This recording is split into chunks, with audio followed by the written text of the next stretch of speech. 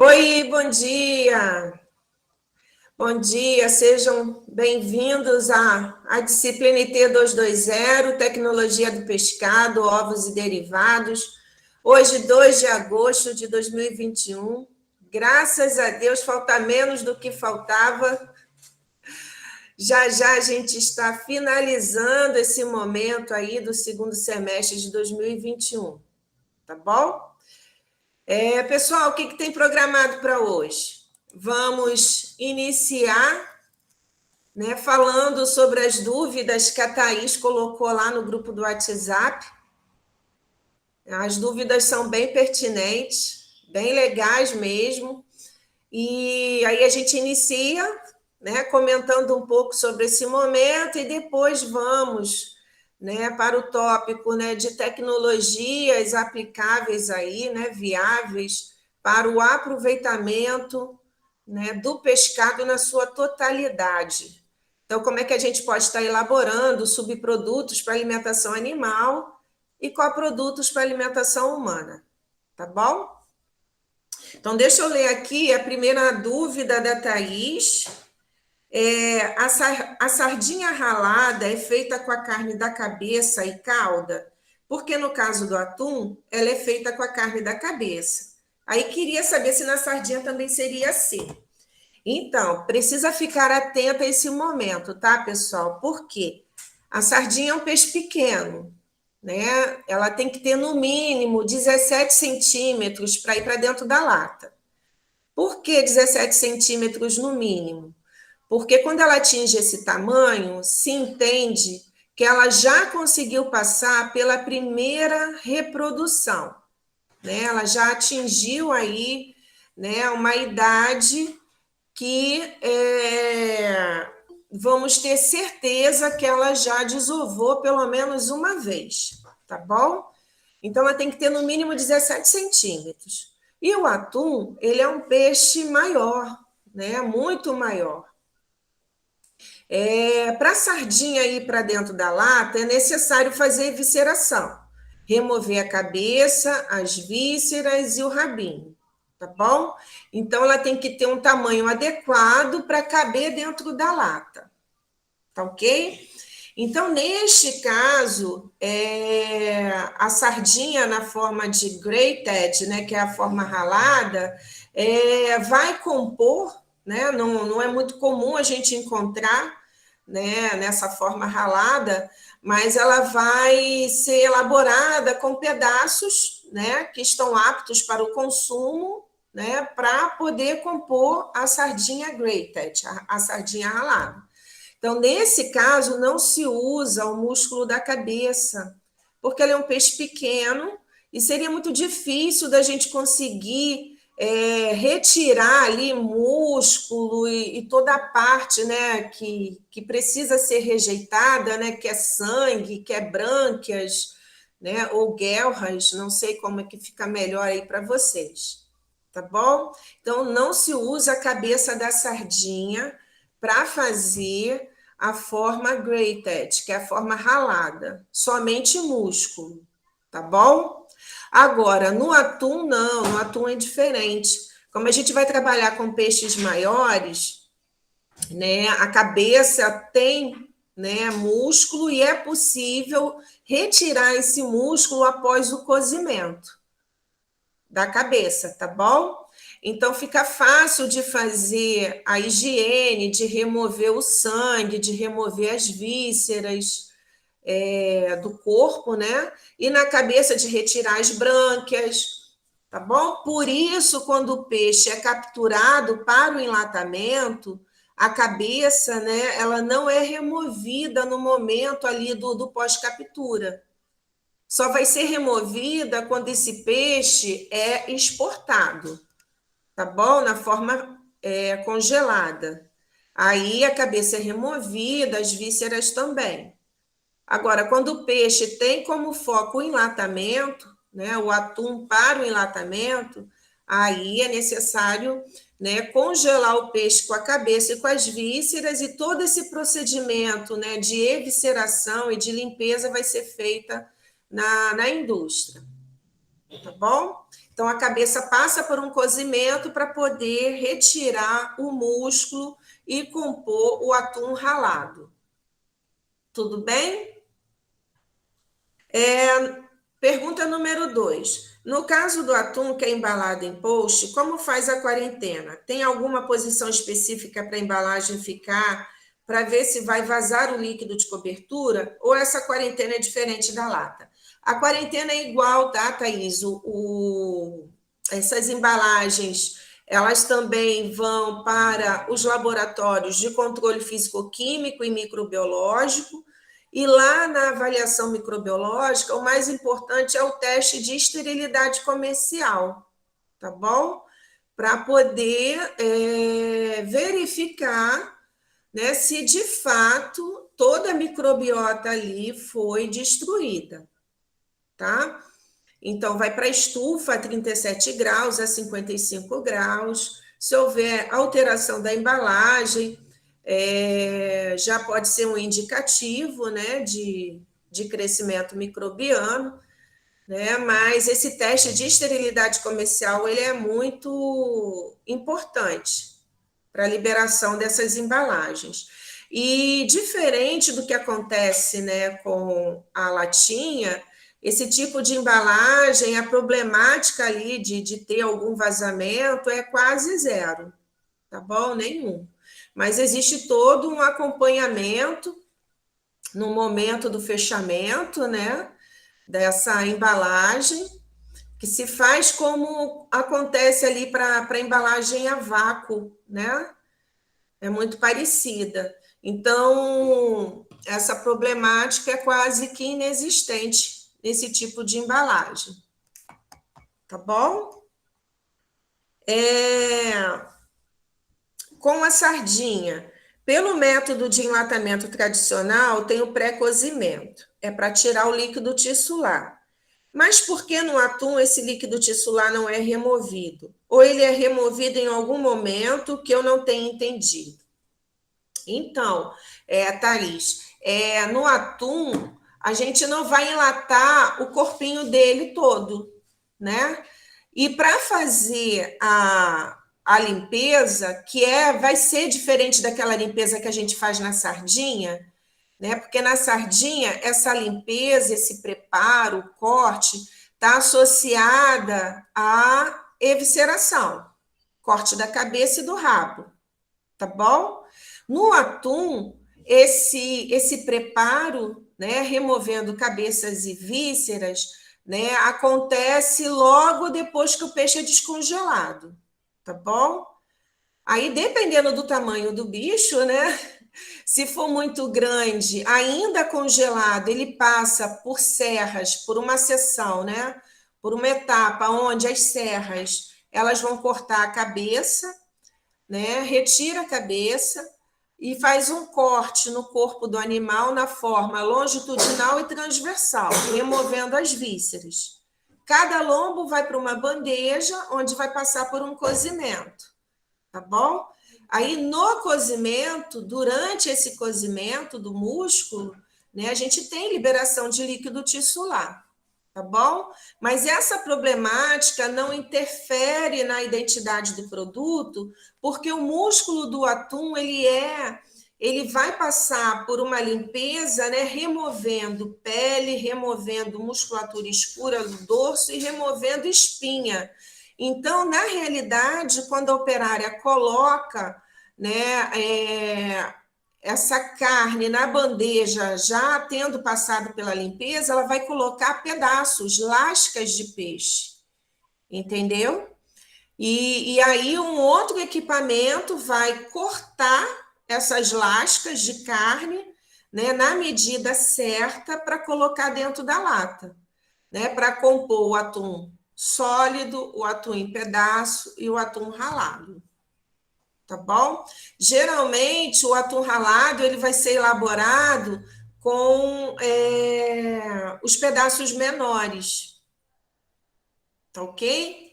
Eu vou colocar a aula na íntegra, né, que traz toda essa parte de padrão de identidade, né, dos produtos atum sólido em pedaço e ralado, para que vocês possam dar uma olhadinha e ter acesso a esse material, tá bom? Então, na realidade, quando o atum passa pelo cozimento, vai haver liberação de líquido tissular, tá ok? O atum menor, que vai pesar em torno de 2, 4, 6 quilos, no máximo 10, esse cozimento é feito a vapor, né? No interior de equipamentos que vai trabalhar com 2 a 3 ciclos, né? Então, primeiro se faz o cozimento, depois o resfriamento, tá? E no caso das latinhas, após, né, a autoclavação, se faz o resfriamento também, a secagem das latinhas. Então, esse momento para o atum é diferente, né? Porque como ele é um peixe maior, e precisa, né, fazer a remoção de pele e também de musculatura escura, a musculatura do dorso, que é chamada de sangacho, né, é necessário fazer esse cozimento para que a operária consiga fazer uma boa limpeza, tá bom? Que é para que ela consiga remover com a faca, uma faca sem corte, né? Ela consiga remover a pele e o sangacho, e com as mãos ela vai retirar as espinhas, que são muito finas e alongadas. Ah, professora, mas durante a esterilização a espinha não seria cozida? Sim, seria cozida, mas como ela é grande, né, e tem um formato muito alongado, muito fina, isso assustaria o consumidor. Por isso as latas, né, que são elaboradas, né, para o enlatamento do atum, todas as latas elas são checadas. Elas passam por um detector, né, que vai verificar o peso das latas, a relação peso líquido, peso drenado, e também vai verificar a presença de espinhas. Tá bom? Então, ocorre, 100% das latas são checadas, ok? Tudo bem? Mais alguma dúvida em relação a esse momento? O que vocês precisam ter em mente? Né? Que, apesar das etapas serem as mesmas, né? Os objetivos, os fins, né? Quando se faz a remoção da cabeça, das vísceras, quando se faz a lavagem, na sardinha passa por uma etapa de salmouragem antes de entrar na lata, né? Então, o peixe ele já vai para dentro da lata, né?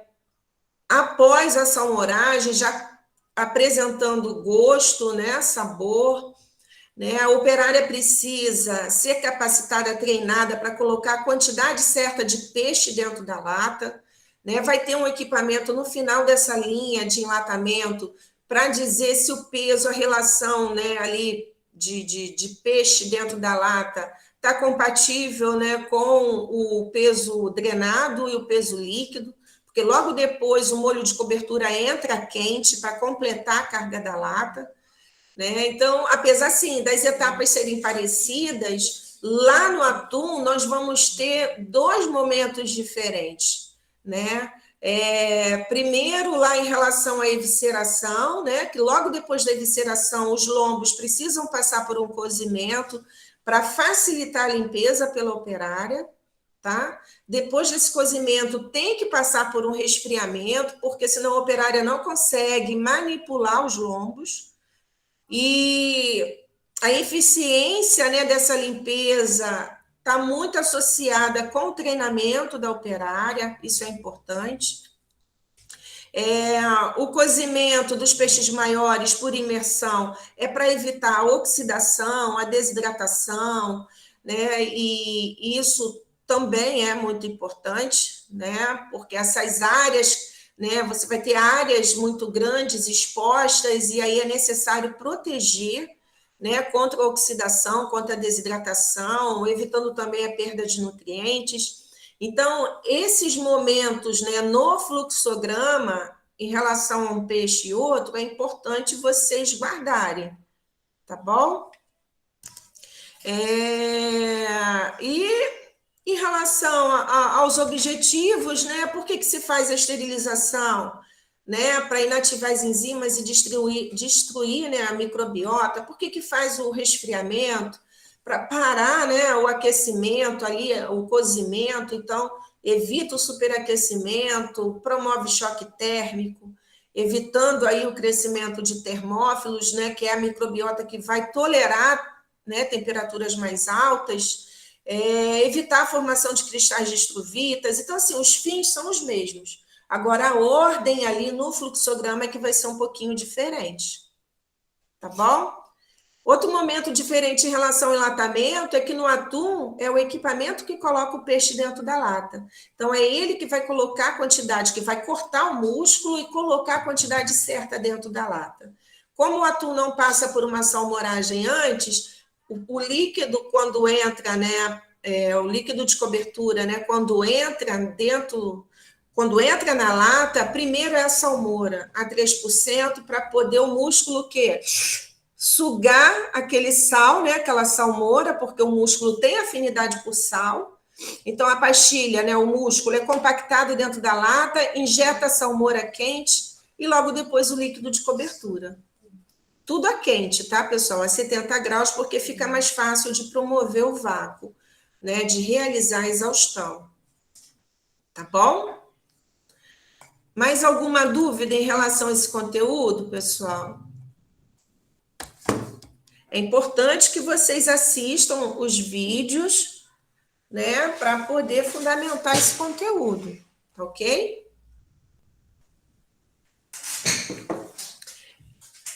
Mais alguma pergunta? Não? Podemos prosseguir? Deixa eu ver se tem alguma coisa aqui no grupo. Não tem nada. Vou compartilhar aqui com vocês a aula de hoje. Deixa eu ver se eu já coloquei. Está aberta aqui.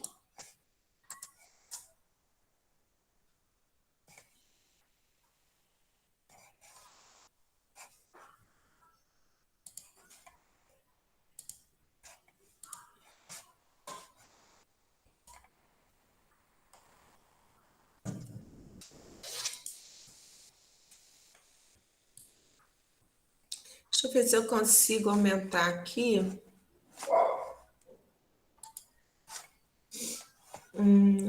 Só se eu colocar na forma de... Ah, não, tem aqui.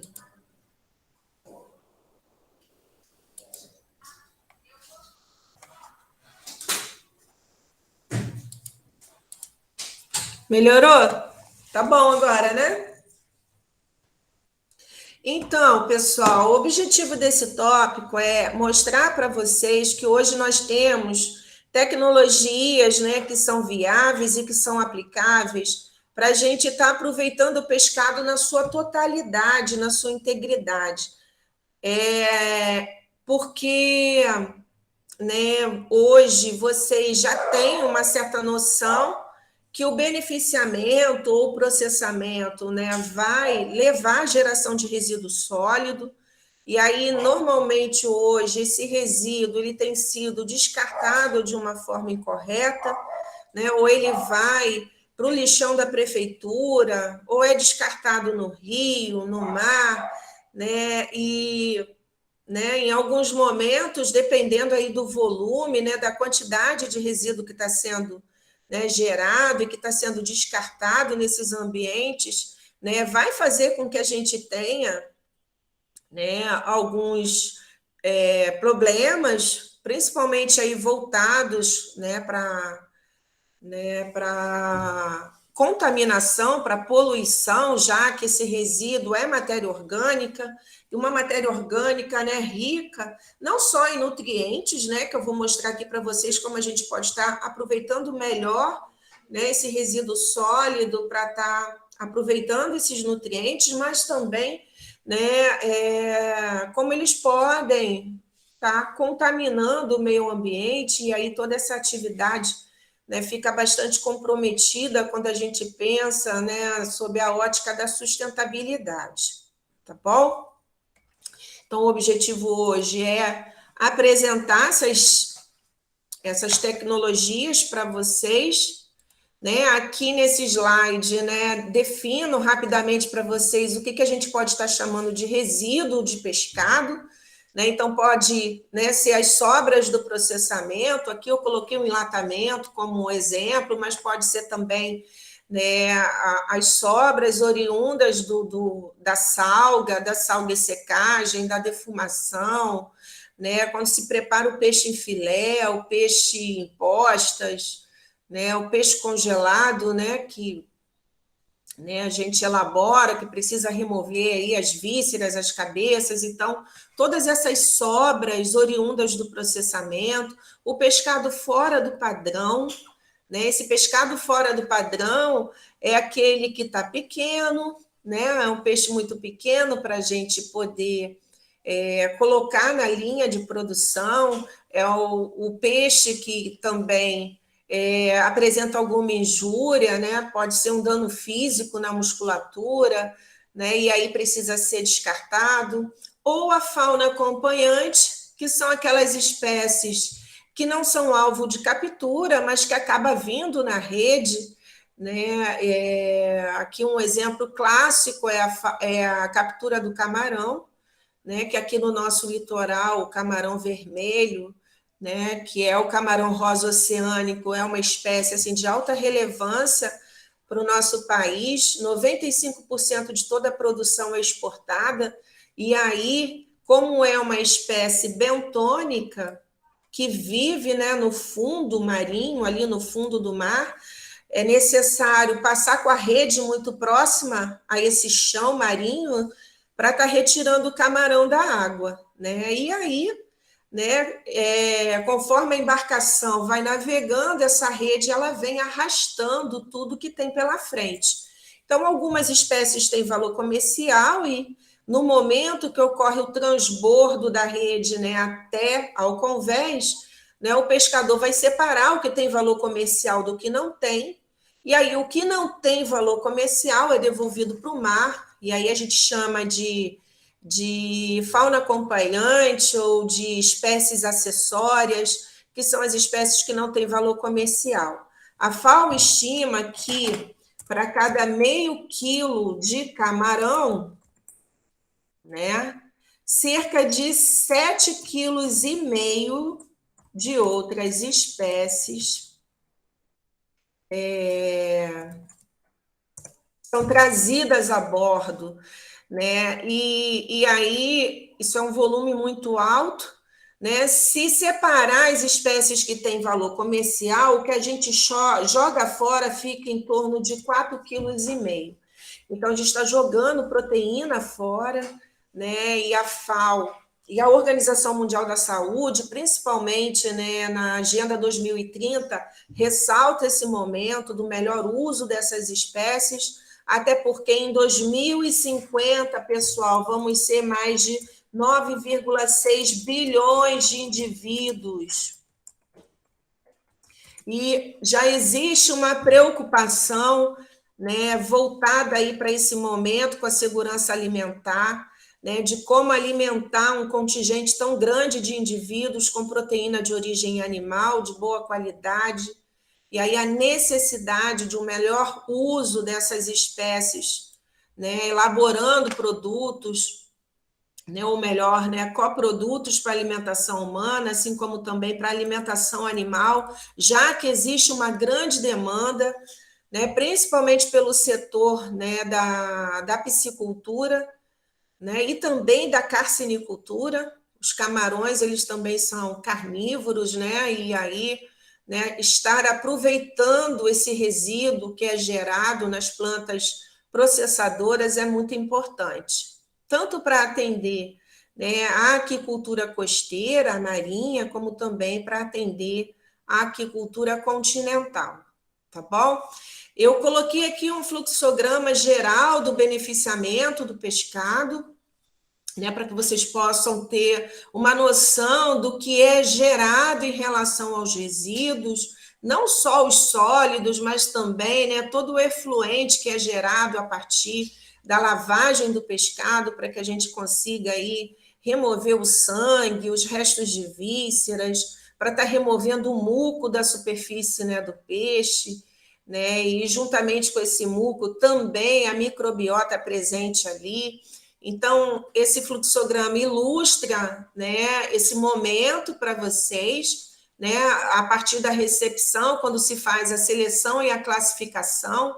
Aqui a gente já retira os peixes, né, que são refúgio, que são desclassificados, ou porque são pequenos, ou porque apresentam alguma injúria, né? A lavagem, removendo aí o muco superficial, a microbiota, também sujidades, né, que vão estar presentes, a lama, areia, terra, né, presentes aí no corpo do pescado.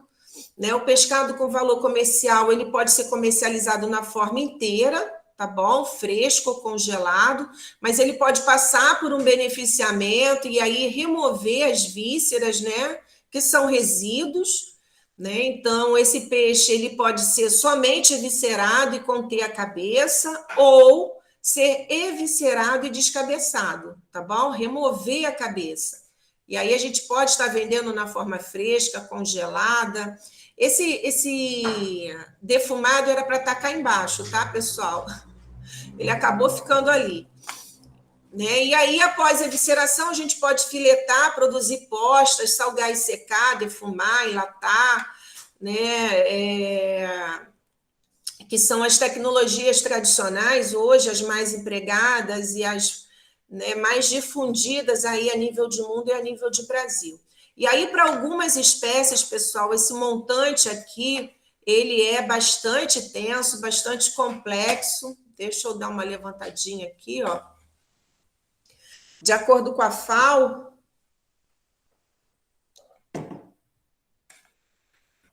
deixa eu voltar para vocês. Né? De acordo com a FAO, quando se trabalha com a filetagem de peixes, né, com ou sem pele, né, o filé com ou sem pele, esse rendimento aí em carne vai variar em torno de 30% a 50%. Então, na realidade, né, por exemplo, a tilápia, que é um peixe de água doce, que hoje é um dos mais difundidos a nível de Brasil e a nível de mundo. Né? Quando a gente trabalha com a tilápia, esse rendimento ele gira em torno de 30%. Então, na realidade, a gente está gerando mais resíduo do que peixe. Então, 70% é resíduo sólido, tá bom? Quando se trabalha com o atum enlatado, 65% é descarte. Filé de salmão, né? 45% é descarte. Indústrias de elaboração do filé da tilápia, coloquei aqui para vocês 30% a 37%. 37% vai depender da técnica de filetagem, né, e do operário que está envolvido, né, porque a gente consegue melhorar esse rendimento aqui em função da técnica de filetagem, mas no geral fica aí em torno de 70% esse descarte. Então a gente acaba gerando mais resíduo do que filé, né, do que carne, né, do que alimento para colocar na mesa do consumidor. Então é uma problemática bastante séria e que precisa, de fato, ser tratada com muita atenção e é um momento que a gente precisa focar para ontem, tá, pessoal? Não é o hoje, nem amanhã, não, é para ontem. Né? No norte do país, né, a região norte do país, as indústrias, né, que trabalham, né, beneficiando ou processando o pescado, as embarcações industriais, elas já não jogam mais nada fora. O que é fauna acompanhante é desembarcado e é elaborado coprodutos, né, com essas espécies.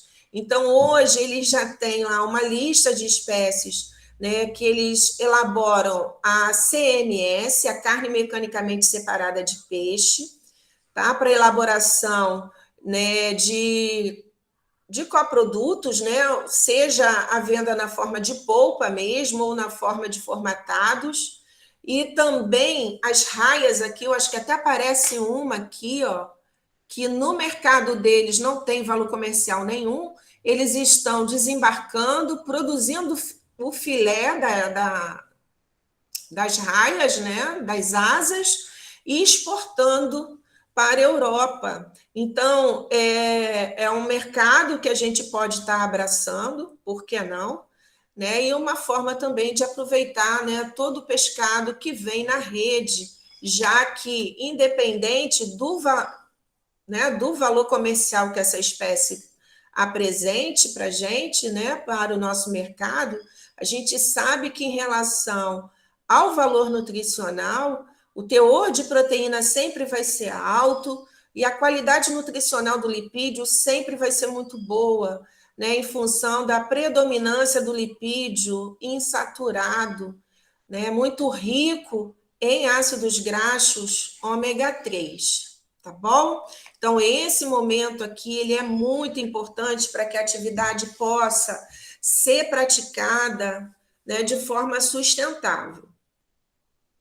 Pessoal, alguma dúvida, alguma pergunta? Acho que eu já estou falando há uns 15 minutos. Tá tudo bem?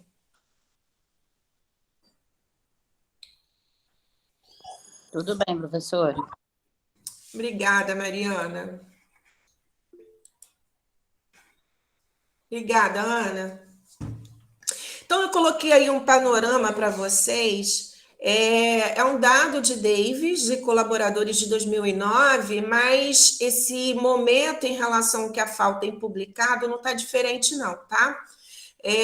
Por ano, tá? A FAO estima que cerca de 38,5 milhões de toneladas de pescado são descartadas.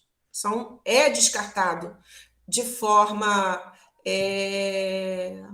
inadequada, né? Não se aplica um melhor uso a esse montante, tá bom?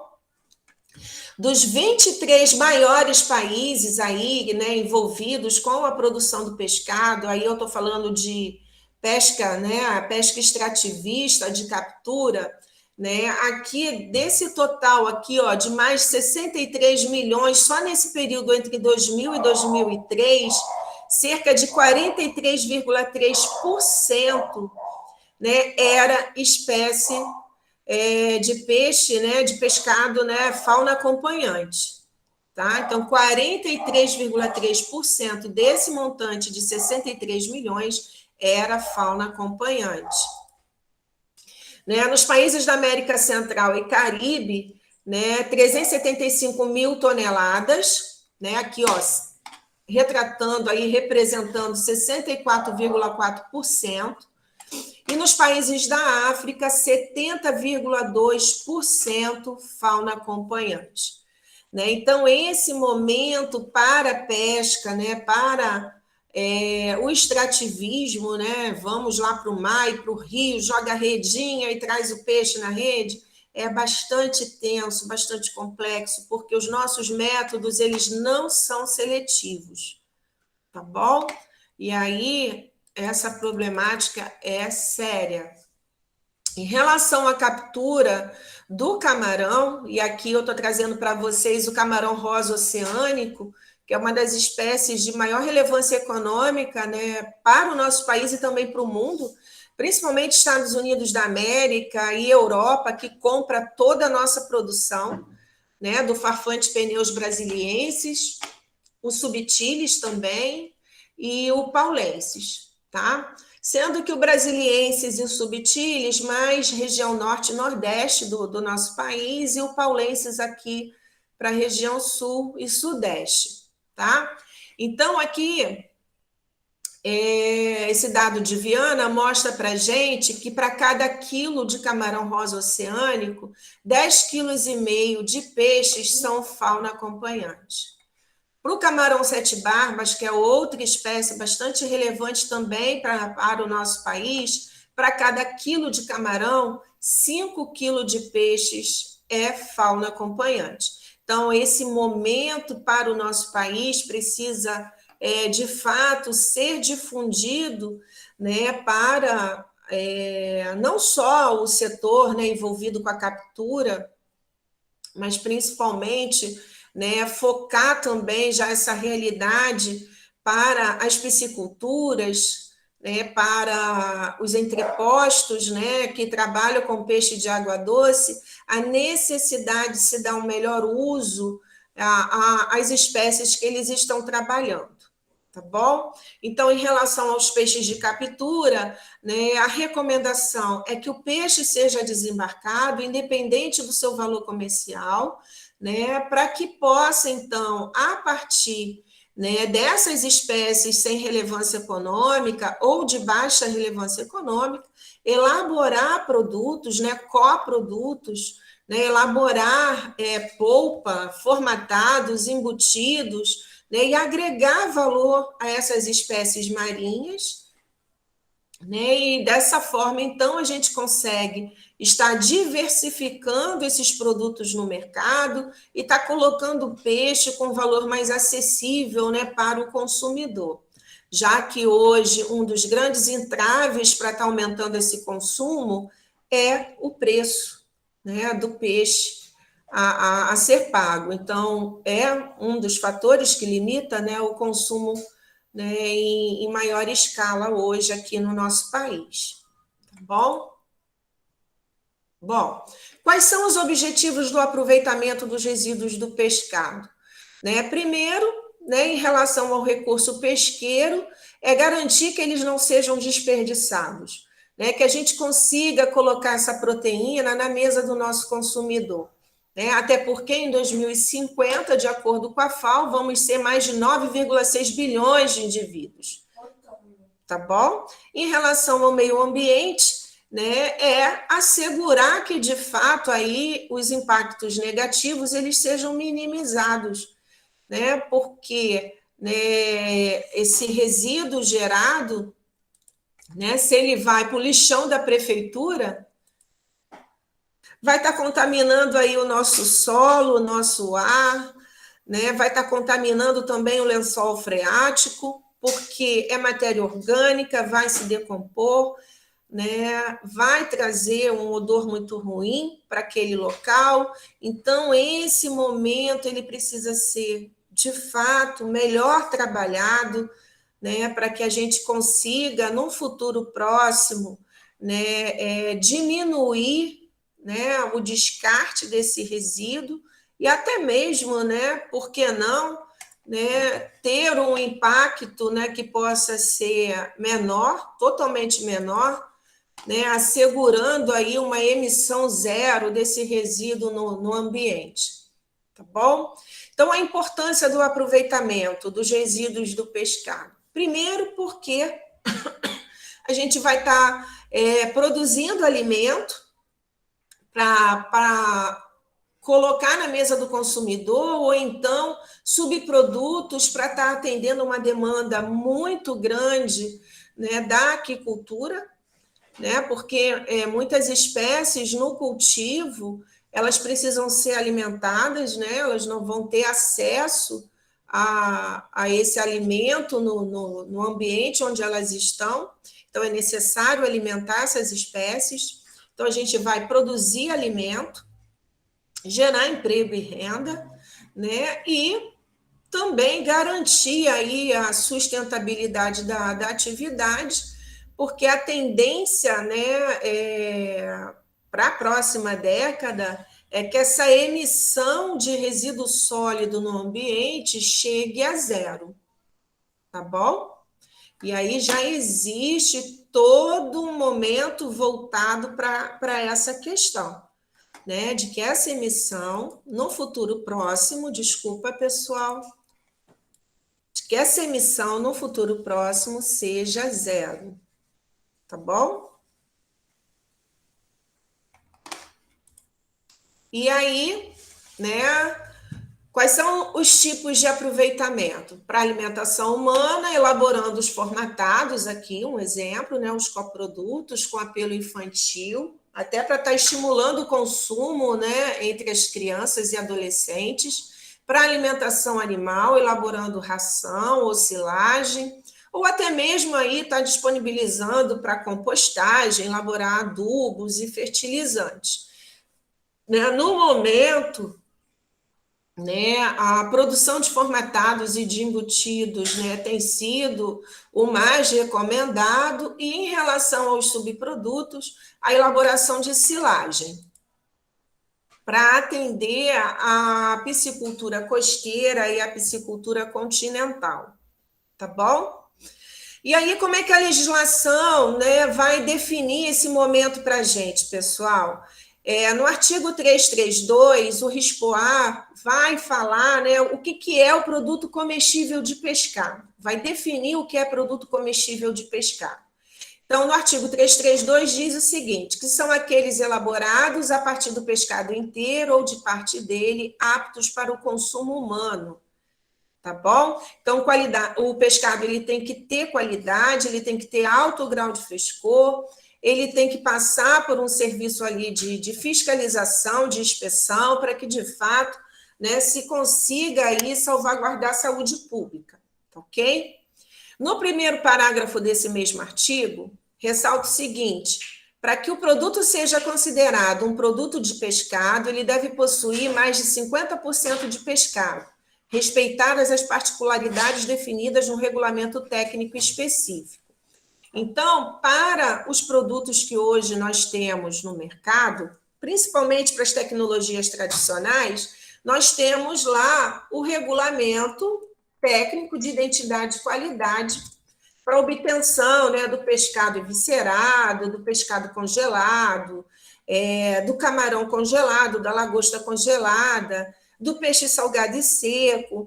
Então, nesses regulamentos, né, vai definir o padrão de identidade desses produtos, né, e para que seja considerado um alimento de peixe, né, de pescado, é necessário que ele tenha na sua composição final, no mínimo 50% de carne. Tá? Se tiver um percentual abaixo, ele vai ser um produto à base de pescado, tá bom?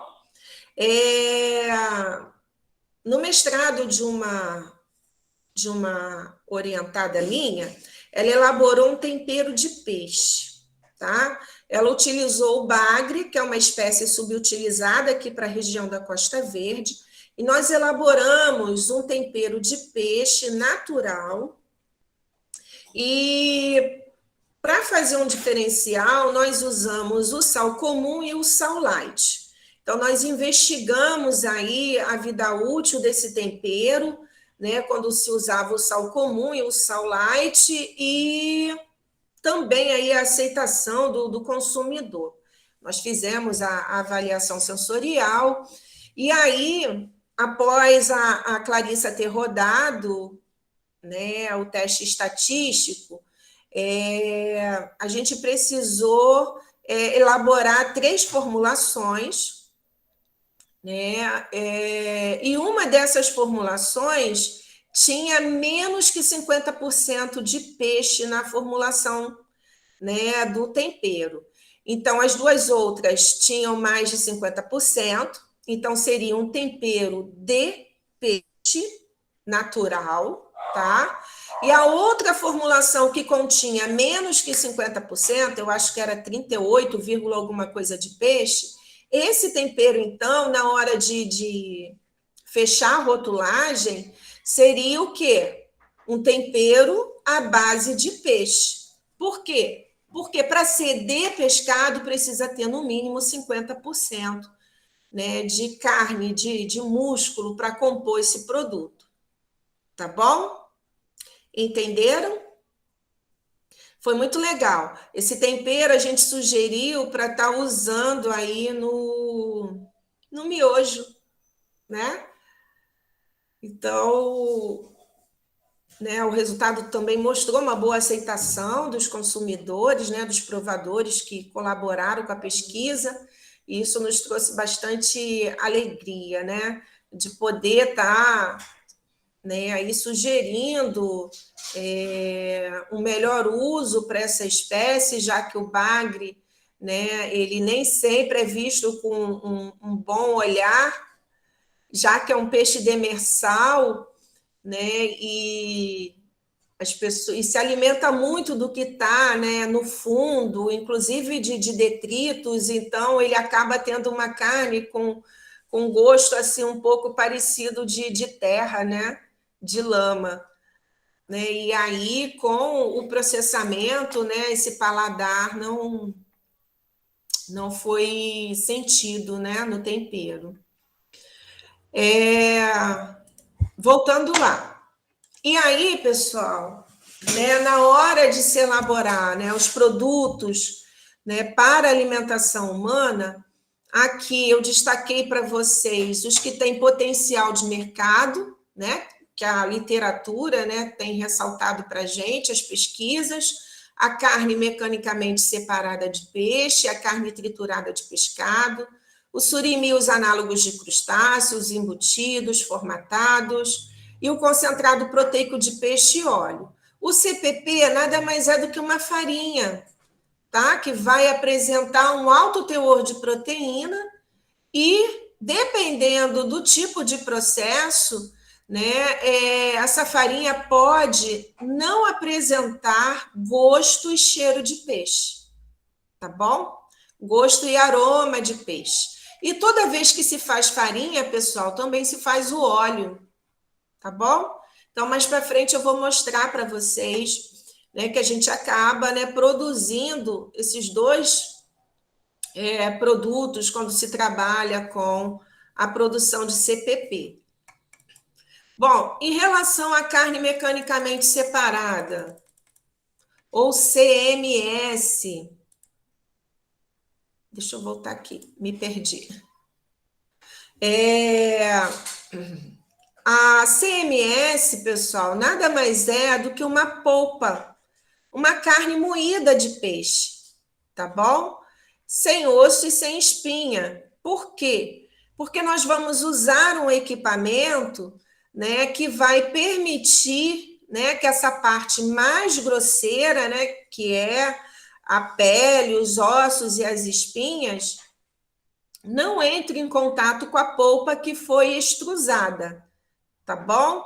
Então, hoje tem sido muito recomendada para os peixes que são filetados, né? Os peixes que são fauna acompanhante, que não tem valor comercial ou que são subutilizados. Aqui eu vou até colocar um exemplo de peixe subutilizado. A pescada bicuda, né? E o bagre.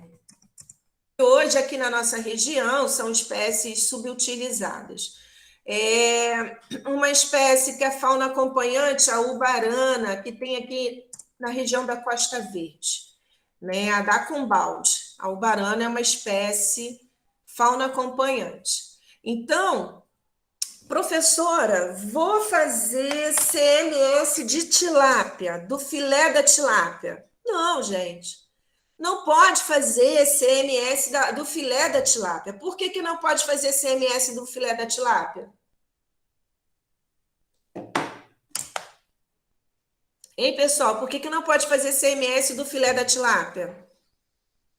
Porque o filé tem valor comercial no mercado. Tem valor agregado.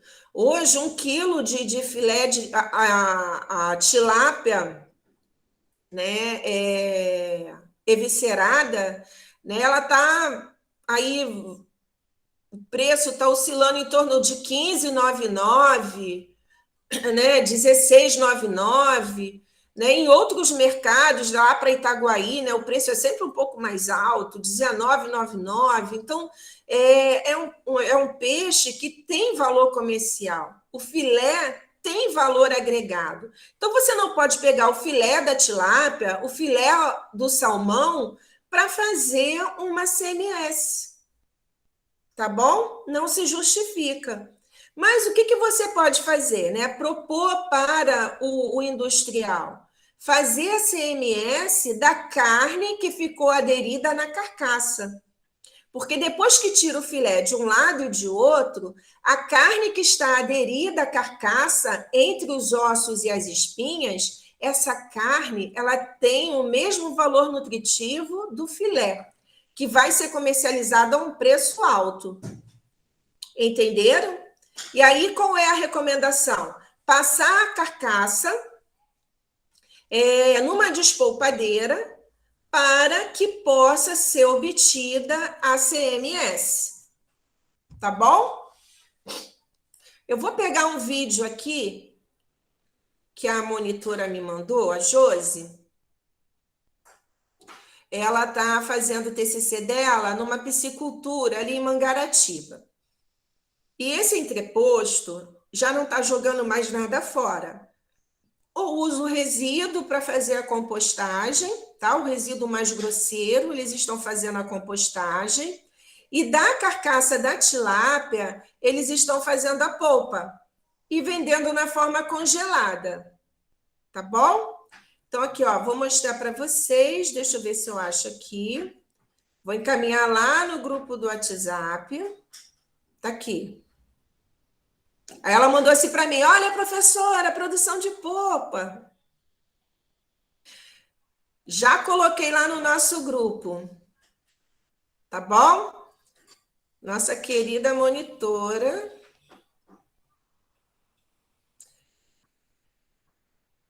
compartilhou comigo.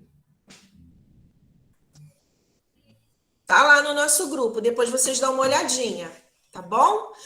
Então, qual é a dica para se elaborar CMS, pessoal? Nós sempre vamos utilizar as espécies que tenham a mesma qualidade sensorial. E aí, para poder fazer essa separação, nós vamos dividir essas espécies em dois grupos, espécie magra e espécie gorda. Espécie magra, até 2% de lipídio na musculatura. Espécie gorda, acima de 2%. Tá ok? Acima de 2% de lipídio na musculatura. Por quê, pessoal? Quanto mais rico esse músculo... Só um minuto.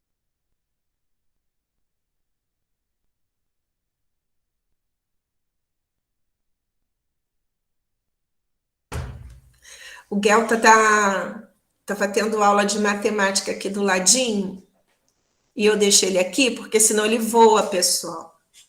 Sabe? Nem tem mosca por aqui, mas aí ele começa a voar. Aí daqui eu tenho como estar olhando. Então, pessoal, esse momento ele é muito importante, porque quanto mais o músculo, quanto mais rico em lipídio, ele vai ter um gosto mais apurado, né? Um paladar mais apurado, um aroma mais apurado, né? Um odor muito forte. Então, é necessário fazer essa distinção, até para que a gente possa recomendar essas espécies para diferentes usos. Né? Então, por exemplo, se vai fazer uma polpa, né, congelar uma polpa, ou então uma polpa condimentada, você vai elaborar um nugget, um hambúrguer, é muito mais interessante trabalhar, né, com a polpa das espécies mais magras. A Thaís colocou aqui que está saindo a R$ 40 aqui na Baixada. O quê? O quilo da tilápia? Thaís, o quilo da tilápia? Meu Deus do céu! Misericórdia! Jesus do céu! Olha, eu vejo muita diferença quando a gente está dando aula prática, porque aqui em Santa Cruz o preço é muito melhor. Meu Deus, Rafael! R$ 60. Olha, a curvina, que é um bicho assim, um peixe sem vergonha, aqui fica em torno de R$ 9,99, R$ 11,99 o quilo. Lá em Itaguaí, eu já paguei R$ 20 o quilo, sabe? Então, enquanto que em Mangaratiba é R$ 5,00, 5,99. Porque em Mangaratiba a curvina é a menina dos olhos do município, né? Tem muita curvina. Então, o preço, né, muito peixe, acaba, né, fazendo com que o preço ali fique menor. Mas é muito ruim para mim ir a Mangaratiba pegar esse peixe para aula, né? Então, é tenso, é muito tenso. R$ 60 o quilo, Jesus do céu. Então, olha só, né? Vai pegar um filé para elaborar a polpa? Não, gente. Vai fazer a polpa da carne que está aderida ao osso e à espinha, na carcaça, tá bom? E aí, para vocês verem, olha, que ali em Mangaratiba, o industrial já está elaborando a polpa e comercializando ela na forma congelada. Em Piraí, quando a gente comprava a polpa da tilápia, no início, eles não comercializavam, ia vender só por conta do interesse da pesquisa, a R$ 2,00 o quilo, R$ 1,99 o quilo, né? Aí, quando o Bruno qualificou o projeto dele, que foi 3 meses depois comprar, eles já estavam comercializando a polpa a R$ 11,00 o quilo, né? E aí a gente teve que pagar R$ 11,00, R$ 11,99. Aí depois isso uns 2 anos atrás, tá, pessoal? 2018, quase 3 anos atrás, quando ele foi validar o experimento dele, né, de acordo com o que o modelo matemático nos direcionou, uns 3 meses depois, eles já estavam vendendo a R$ 13,99 o quilo. Então, esse momento, o industrial só não vai fazer se ele não souber como, se ele não tiver ciência, tá? E aí, isso é importante porque diminui o descarte desse resíduo no ambiente, tá bom? Então, qual é a dica? Separar os grupos, espécies magras e gordas. As espécies magras são mais indicadas para a elaboração dos formatados, para a obtenção da polpa. Essa polpa, você pode fazer, né, ter criatividade. A minha mãe, geralmente, ela faz aqueles medalhões, né, aqueles bifes de carne de peixe, né, fica muito bom. A parmegiana, a milanesa, então fica uma delícia. E os peixes mais gordos, a gente pode, então, estar separando para aquele consumidor, né, que já tem esse paladar mais apurado, que aprecia, né, esse paladar mais apurado, e aí dá para estar elaborando aqueles croquetes, né, que são usados como tira-gosto, ou então elaborar o patê, né, porque a gente precisa da gordura para estar promovendo a emulsão, para estar elaborando um embutido tipo salsicha, tipo linguiça. E o detalhe, pessoal, a gente não vai estar usando nenhum outro tipo de carne para estar como ingrediente, né, de enchimento. Não, é só carne de peixe. Então, por mais que às vezes não soe bem, principalmente aí para as nutricionistas, né?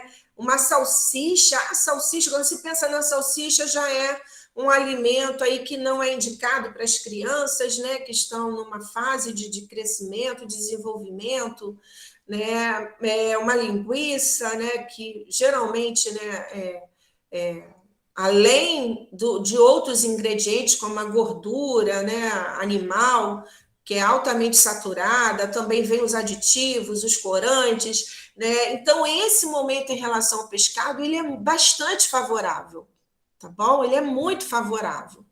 Então, o que a gente precisa? Que o pescado seja viscerado e descabeçado. No caso dos peixes, né, que tem valor agregado, como o salmão, a tilápia, o linguado, né, se faz, então, a CMS a partir, né, da carne que está aderida entre o osso e a espinha na carcaça. E se for um peixe fauna acompanhante, como a ubarana, a pescada bicuda, a gente pode, então, fazer somente a evisceração, o descabeçamento e passar o filé, o peixe aberto na forma espalmada, abertinho pela barriga, na despolpadeira, tá bom? Então, nós vamos ter somente o músculo isento de vísceras, escamas, ossos e pele, tá bom? Hoje não temos uma legislação que feche o padrão de identidade desse coproduto, né, dessa CMS. O novo RISPOA, no artigo 338, até define o que é a CMS de pescado, diz que é o produto congelado obtido de pescado, envolvendo o descabeçamento, a evisceração, a limpeza destes e a separação mecânica da carne e das demais estruturas inerentes à espécie, como espinhas, ossos e pele. Não temos um padrão que feche a identidade desse produto, a qualidade dele, né? Hoje, muitas das pesquisas que são desenvolvidas, elas acabam consultando aí o regulamento técnico, né, de identidade e qualidade para os animais de açougue, né, que traz aí a Instrução Normativa número 4 de 2000, né, que traz aí esses padrões para a CMS dos animais de açougue. No entanto, é necessário que esse momento aconteça para a cadeia produtiva do pescado o mais rápido possível, visto as particularidades, né, das espécies, né, que envolvem aí o grupo do pescado. Elas são totalmente diferentes, né, dos animais de açougue, dos animais de abate, que são animais de sangue quente, e aí, né, esse momento precisa ser, de fato, vivenciado para a cadeia produtiva do pescado, tá bom? Então, hoje nós não temos um padrão de identidade, legislação que fecha esse padrão de identidade, as características de qualidade. O que se recomenda é que se trabalhe com uma única espécie. Se for usar espécies diferentes, que essas espécies apresentem características sensoriais semelhantes. Aqui, né, a Daniele Pires, médica veterinária, com mestrado aqui pelo nosso programa e doutorado lá pela UF. Hoje, médica veterinária da prefeitura, passou no concurso. Ela... Obrigada, Torinha! A gatinha entrou aqui, pessoal.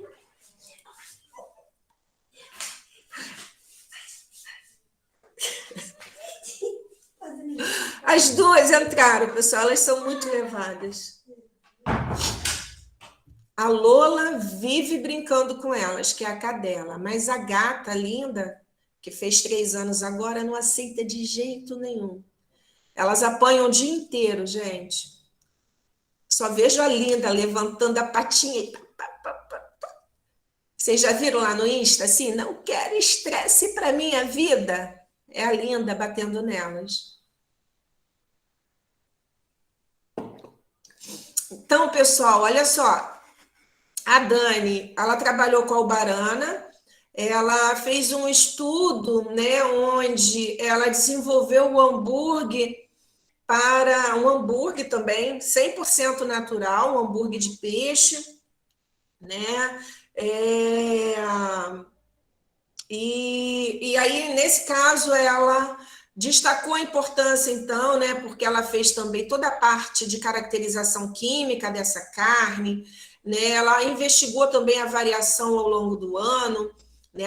Essa variação em relação à quantidade de proteína, de lipídio, de cinzas, de umidade, né? Viu que é um alimento, né, que possui um alto teor de proteína, que o lipídio é um lipídio insaturado, porém o teor é baixo, fica em torno de 1 a 1,5%.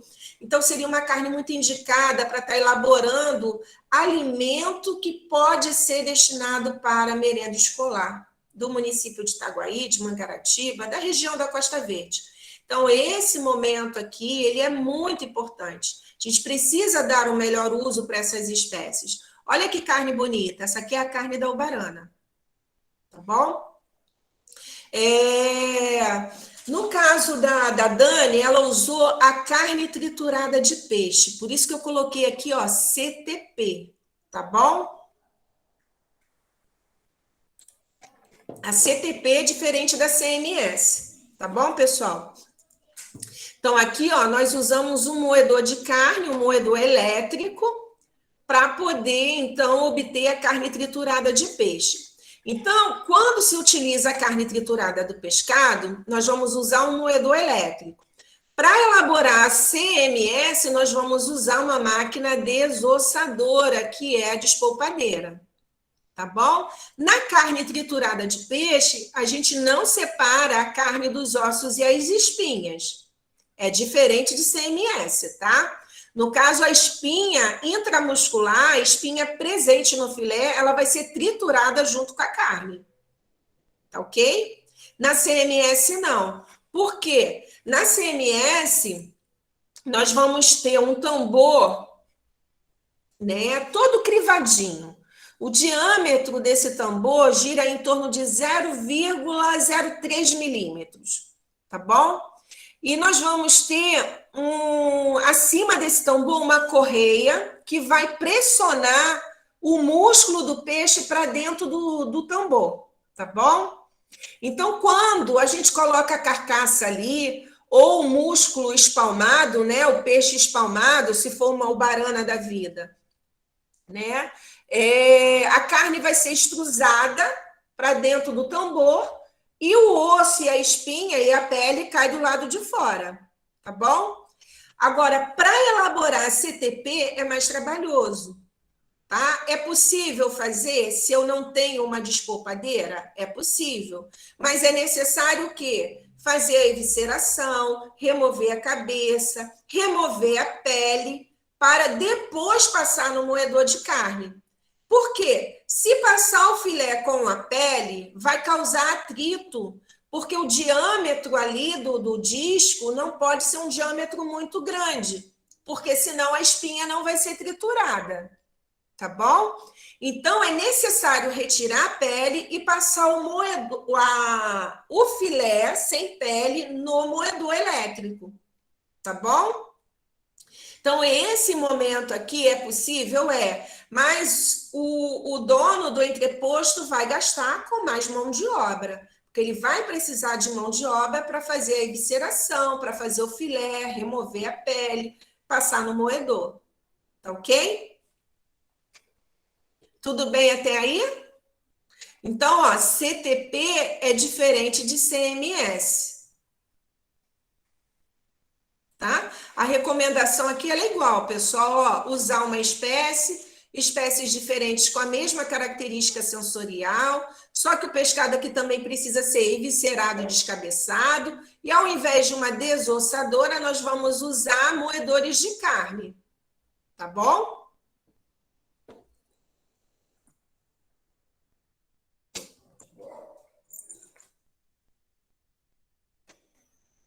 Tá bom, pessoal? Certinho, professor. Que bom.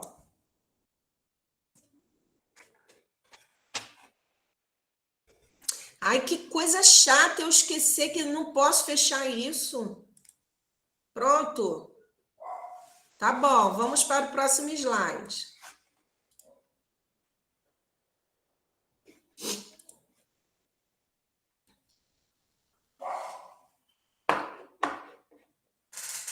Então, pessoal, não quero ver ninguém fazendo CMS de tilápia, de filé de tilápia, de filé de salmão, de filé de linguado, de filé de merluza, tá bom?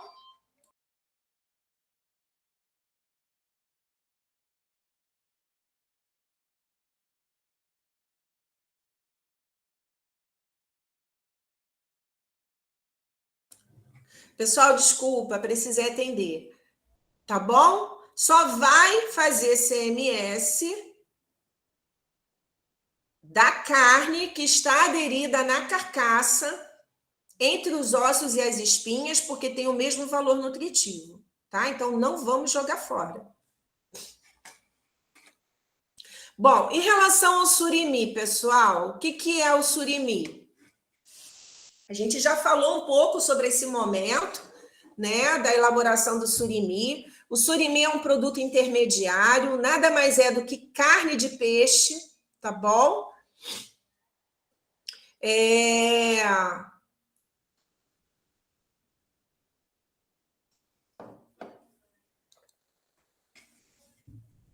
Nada mais é do que carne de peixe.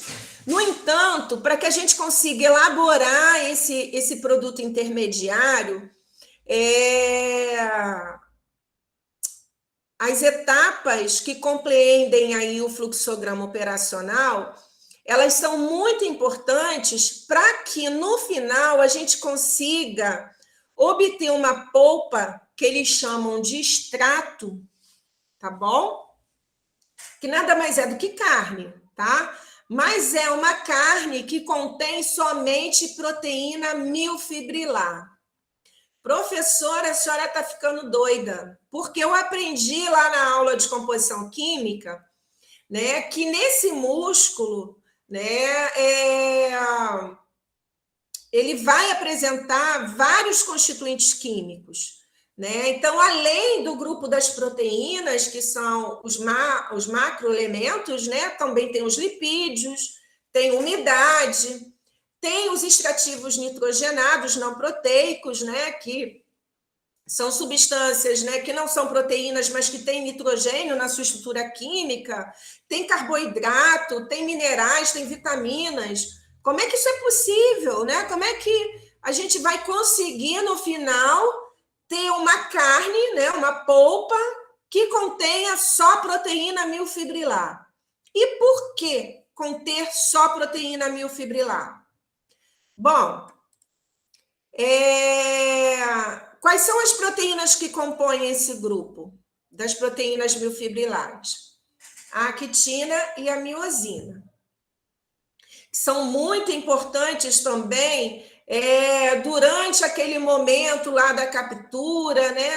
A questão, né, de manipular o pescado de forma correta, de forma rápida, para evitar o esgotamento ali de glicogênio, para que possa, no pós-morte, né, a gente fazer com que o músculo continue contraindo e relaxando em função da fonte de energia, que é o glicogênio que está presente ali, né? Então, esse momento aqui para o surimi também é importante, porque, né, as proteínas milfibrilares, elas apresentam propriedades funcionais interessantes para a indústria. Tá bom? Então, a indústria, no final, quer obter uma polpa ou um extrato que contém apenas proteínas milfibrilares, actina e miosina. Por quê? Porque ela tem a capacidade, essas proteínas, capacidade de formar gel, de reter água e de formar emulsão. Tá ok? E aí, a partir desse produto intermediário, a indústria vai conseguir elaborar, né, uns produtos, né, uns coprodutos que estão na moda. Eles são chamados de análogos de crustáceos. Análogos de crustáceos, que são as caudas de camarão, de lagosta, as perninhas de caranguejo, cana-e-cama, né, que é carne de peixe com gosto de caranguejo, né? Então, a caldinha de camarão é carne de peixe com gosto de camarão, carne de peixe com gosto de lagosta, carne de peixe com gosto de caranguejo, de siri, de mexilhão, de vieira, tá bom? Então, é um produto, pessoal, que no Oriente ele já é moda. Porém, lá, como eles gostam de uma textura mais firme, mais consistente, né, os produtos que estão em destaque são outros, tá? E aqui no Ocidente, esses produtos não tiveram vazão nenhuma. Então, o que a nossa indústria fez? Vamos inovar, né, visto que, né, em função, né, dessa exigência maior do mercado consumidor, né, a gente vai, então, elaborar esses análogos de crustáceo para estar dando um melhor uso às espécies, né, que são fauna acompanhante ou que tem baixo valor comercial, tá? Um exemplo é da pescada Maria Mole e da pescada, acho que é perna de moça, pessoal. Aqui é separado por hífen, tá? Aqui o seu Fabinho até quis me vender a Maria Mole uma vez a R$16 o quilo. Eu falei assim, seu Fabinho, não vou comprar não, porque esse peixe aí Esse peixe não vale nada. E o senhor está querendo me cobrar esse preço todo. Eu queria para aula, né? Comprar aí a 5, 6 reais no máximo. Aí ele, não, mas eu vou longe com a minha embarcação e ele vem na rede, que não sei o quê, e tem o gelo. Eu falei, tudo bem, então vou levar a curvina mesmo, que está R$ 9,99. Entendeu, pessoal? Mas olha só, litoral de São Paulo, a pescada Maria Mole, a perna de moça, né, que são peixes, né, que têm uma carne, em função do baixo teor de colágeno na musculatura, né, essa carne acaba ficando muito mole, muito macia, e aí não é possível fazer um filé de uma carne assim, né, muito menos um filé sem pele, como também da ubarana. A ubarana ela tem muita carne, no entanto, como é uma carne pobre em tecido conjuntivo, né, pobre em colágeno, essa carne a gente não consegue fazer filé, ela se desmancha na mão da gente. Mesmo o peixe recém-capturado, o peixe super, ultra, mega fresco, com alto grau de frescor. Então, e a ubarana também, ela tem uma outra particularidade. As espinhas intramusculares, elas são muitas, são muito numerosas e muito finas. Então, na hora de se fazer o filé, o consumidor vai olhar e vai dizer assim, não quero não, tem muita espinha, Deus me livre, né? Engasgar e ter que sair correndo para o hospital.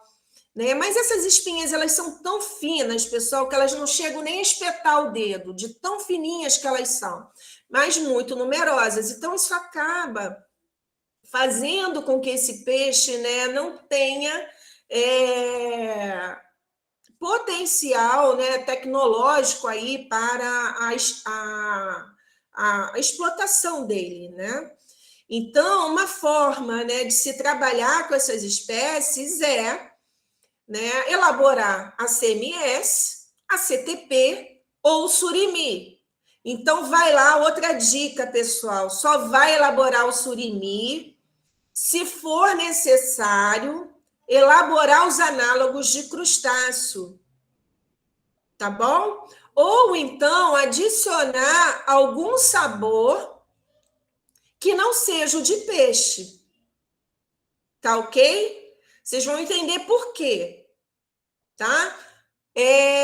Então, não justifica, né, fazer a polpa, elaborar o surimi, para no final você fazer um hambúrguer de peixe. A polpa, depois que passa pela despolpadeira, ou a polpa que foi elaborada a partir do filé que foi triturado no moedor, ela tem a mesma composição bromatológica do filé ou do peixe inteiro que foi comercializado, tá? O surimi não. O surimi, depois que passa pelos ciclos de lavagem e pela prensagem, no final ele só pode ter proteína milfibrilar. Tá ok? Então é diferente. Por quê? Porque essa carne, esse extrato, não vai ter gosto e nem cheiro de peixe. E em função, né, da capacidade, da alta capacidade de formar gel, a indústria consegue moldar, tá bom? No formato que ela quiser o produto dela. Ela consegue conferir textura, a textura que ela quiser no produto que ela vai desenvolver, tá bom? Então, na hora de elaborar o surimi, só vai elaborar o surimi se for trabalhar com o análogo de crustáceo. Agora, se elaborar o surimi para fazer um peixe, tá errado, tá bom? Um hambúrguer de peixe, uma linguiça de peixe, uma salsicha de peixe, tá errado. Primeiro porque dá um trabalho danado elaborar o surimi. Nós vamos gastar muita água. Para cada quilo de peixe, são 5 litros de água. E vamos despejar esse efluente no ambiente, com uma alta carga de matéria orgânica. Tá bom? Não, eles não são caros. O preço é bastante acessível, tá? O que seria uma grande desvantagem é a geração de efluentes, dos efluentes, né? Ali, principalmente da água que é usada para a produção do surimi, tá? Que ela vai ter uma alta carga de matéria orgânica e também microbiológica, tá ok? Esses produtos não são caros. O canicama hoje, nos self-services da vida, você consegue comer o canicama, né, no seu prato, né? Almoço, janta, né? Se for comprar para elaborar em casa, o preço é bastante acessível, tá? É uma forma de você conseguir diversificar produtos no mercado e de colocar um preço mais acessível? Tá? No entanto, nós temos aí a desvantagem de gerar, né, um resíduo, né, com uma alta carga de matéria orgânica e também de contaminação microbiológica. Tá? Então, o artigo 339 do RISPOA define o que é surimi, tá, pessoal? Então, para os fins deste decreto, surimi é o produto congelado obtido a partir da carne mecanicamente separada de peixe, submetida a lavagens sucessivas, drenagem e refino com adição de aditivos. E aí, agora vocês vão entender o porquê, tá bom? Deixa eu passar aqui. Então, definição é um extrato de proteína milfibrilar de pescado com elevada capacidade gelificante e emulsificante. Então, é uma propriedade funcional da proteína, tá? Que vai permitir que o setor industrial consiga elaborar produtos com diferentes formas e texturas. O processo é bem simples, né? Consiste na eliminação de espinhas, tecido conjuntivo, de tudo que não for funcional, né? Então, pessoal, tudo que for solúvel em água, nós vamos remover, tá bom?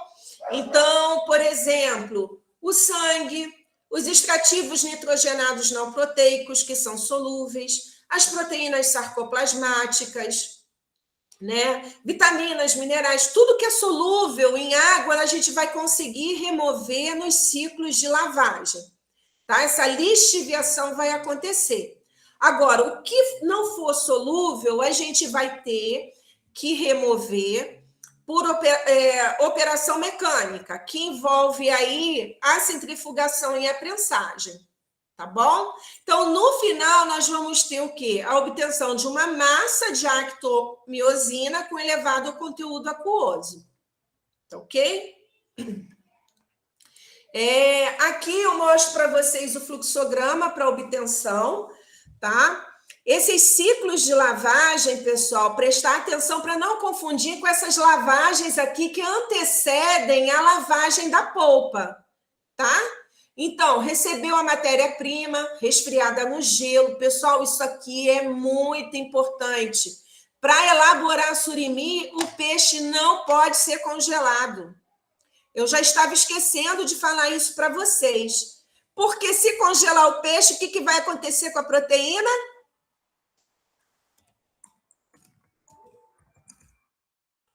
O que acontece?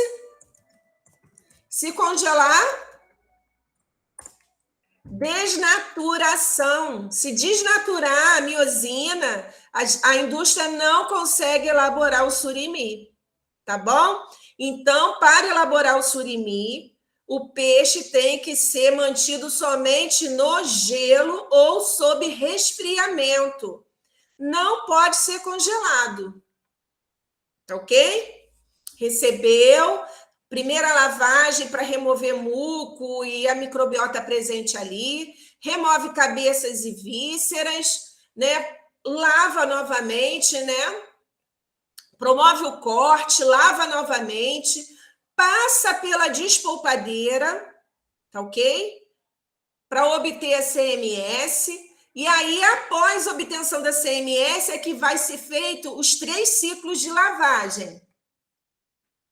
Tá bom? Esses ciclos de lavagem, esses 3 ciclos aí com 9 a 12 minutos é importante, porque a água ela vai remover tudo que é solúvel, tá bom? Tudo que tem afinidade por água, inclusive proteína sarcoplasmática. Vocês lembram que 70% das proteínas sarcoplasmáticas são enzimas? Principalmente aquelas que estão envolvidas lá no ciclo de Krebs? Então, pessoal, se essas enzimas permanecerem no músculo ali, nessa polpa, né, durante o congelamento, o que essas enzimas vão fazer com a proteína? Desnaturar. Por isso, elas precisam ser removidas. Tá vendo só como é que a aula de composição química é importante? Uma coisa boba, muito assim, ó, banal, né? No final de cada ciclo, pessoal, é necessário fazer a centrifugação e a prensagem, porque aí a gente consegue remover também material que a gente chama de sujidades, de resíduos, né? Escamas, pedaços de nadadeira, né? Que sempre passa, tá bom? Então, esse momento aqui, por que 9 a 12 minutos?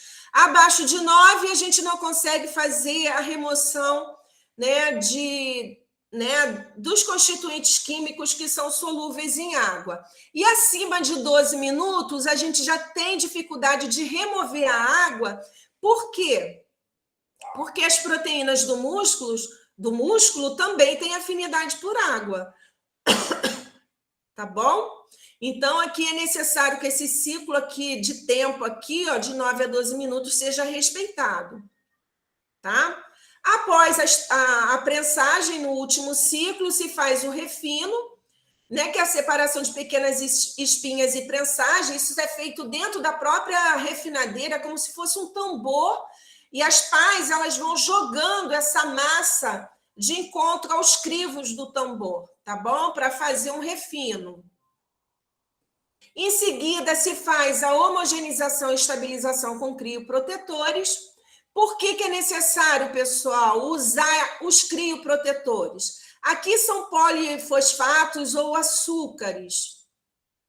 Porque nesse extrato, né, após o refino aqui, é um extrato de actomiosina com água.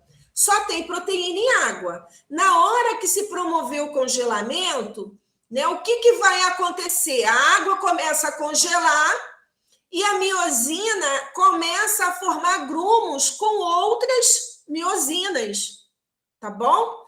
E aí ela acaba desnaturando. Quando se promove o descongelamento, ela não consegue, né, se reidratar em função da desnaturação. Tá? Então, quando a gente usa os crioprotetores, a gente vai melhorar essas pontes entre a água e as proteínas presentes ali, a actina e a miosina, evitando a desnaturação da miosina, tá bom? Em seguida, coloca essa massa, né, no caso, em tabuleiros, né, de aço inox para poder fazer o moldeamento e leva para o congelamento. Deixa eu mostrar aqui para vocês rapidinho, olha.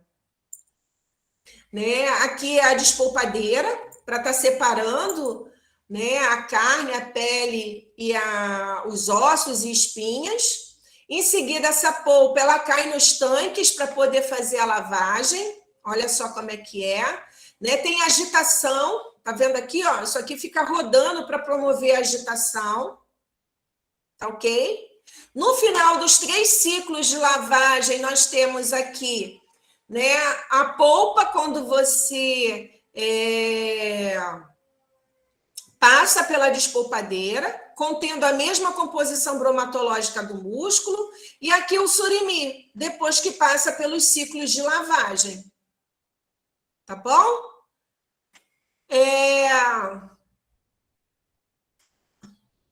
Foi no semestre passado, né? O aluno falou assim, professora, mas essa foto é uma cópia da outra, isso daí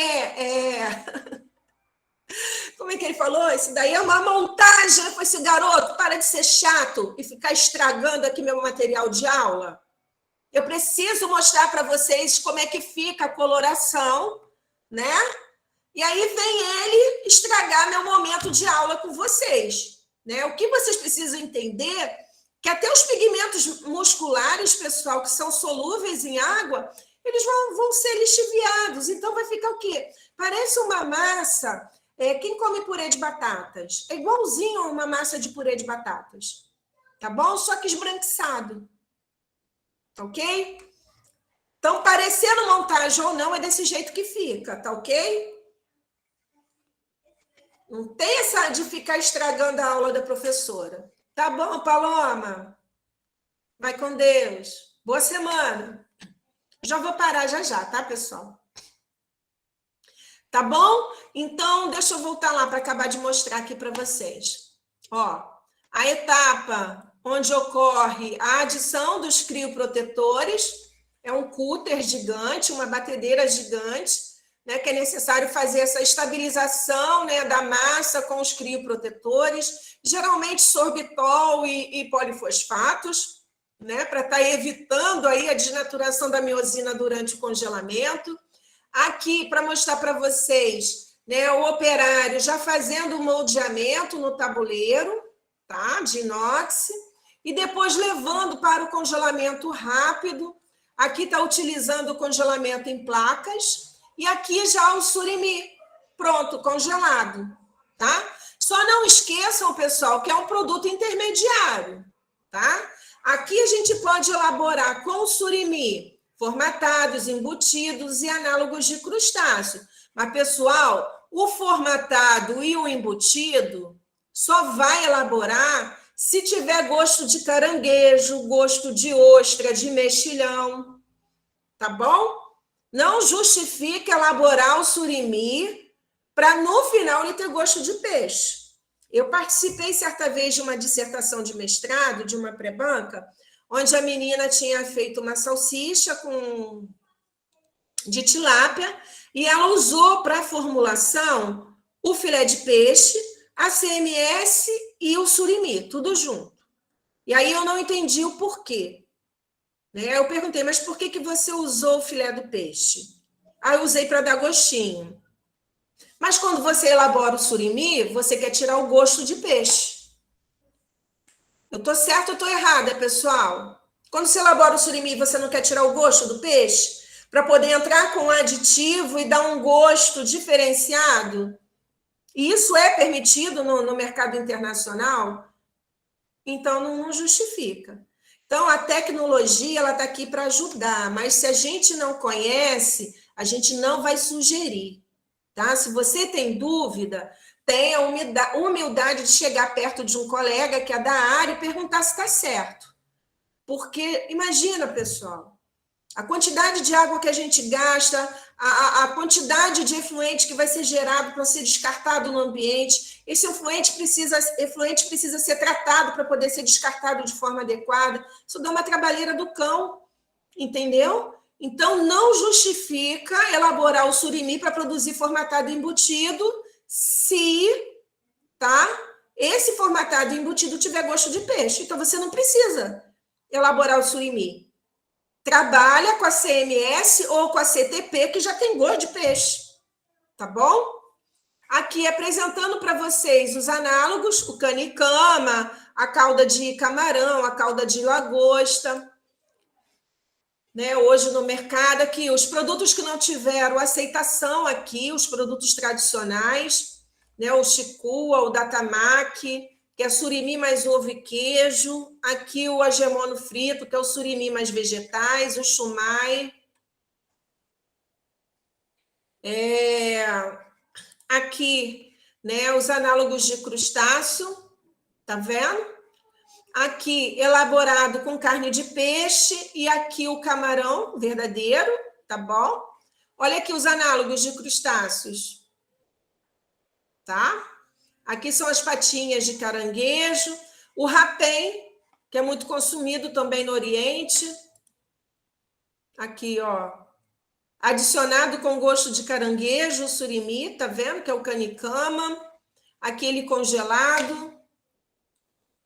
Entenderam, pessoal? Então, como ele é um produto intermediário, para elaborar o canicama, por exemplo, é necessário que o surimi né? Seja descongelado, passe por uma trituração, e aí eu vou montar a minha formulação, né? Que produto eu vou elaborar? Uma calda de camarão, uma calda de lagosta? E aí, quais são os ingredientes que eu vou usar? Tá bom? É muito importante que durante a etapa de aquecimento, para que possa ser formado o gel e o tempo aí de aquecimento definindo a textura final do produto, seja monitorado para que a gente consiga, de fato, elaborar coprodutos com textura semelhante, com qualidade sensorial semelhante ao produto tradicional, tá? E aí, por que eu coloquei aqui o primeiro ingrediente sendo como sal, pessoal? Porque as proteínas miofibrilares, elas são solúveis em soluções salinas de alta força iônica. Então, para ativar a proteína, é necessário adicionar o sal, tá bom? Para ativar a proteína, é necessário adicionar o sal, não esqueçam disso.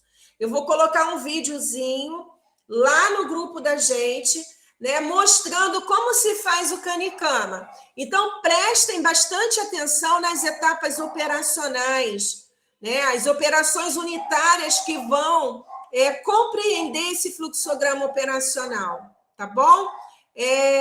Fiquem bem atentos, é muito interessante, porque vai complementar o conteúdo até aqui, né? O que a gente está fechando hoje, tá bom? Pessoal, dúvidas em relação a esse momento? Na quarta-feira, eu vou fechar esse momento aqui para vocês, que envolve a parte de embutidos e formatados, tá? E dos subprodutos. Tá ok? Então, na quarta-feira, eu vou estar encaminhando o material para vocês, né? Fechando esse momento e também o momento de beneficiamento e industrialização de crustáceos. No dia 9, eu só vou encaminhar a parte de ovos, tá? Que não cai na prova, a parte de ovos. Essa semana eu vou estar corrigindo a prova de vocês. Até sexta-feira eu estou liberando a nota, tá, pessoal? Precisei diminuir o ritmo na sexta-feira, precisei ir ao médico, fazer alguns exames na sexta e no sábado. Por isso, Thaís, eu acabei não te respondendo. Quando eu vi sua pergunta, eu estava lá na Barra fazendo esses exames, aí deixei aí para estar respondendo hoje, tá bom? Desejo que vocês tenham uma ótima semana, que seja uma semana produtiva, divertida, né? Procura, pessoal, um tempinho aí também para estar abstraindo. Eu sei que está na reta final, mas é importante, tá?